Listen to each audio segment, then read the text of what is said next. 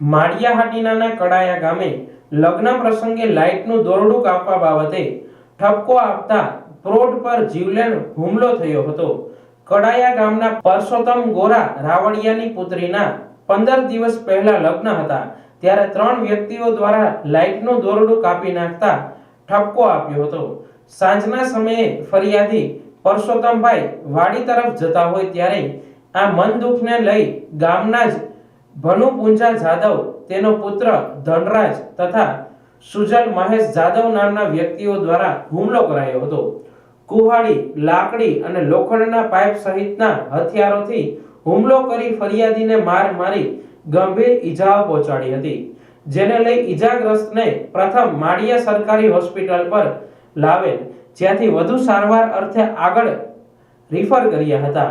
આ બનાવને લઈ માળિયાહાટીના પોલીસે વધુ તપાસ હાથ ધરી છે.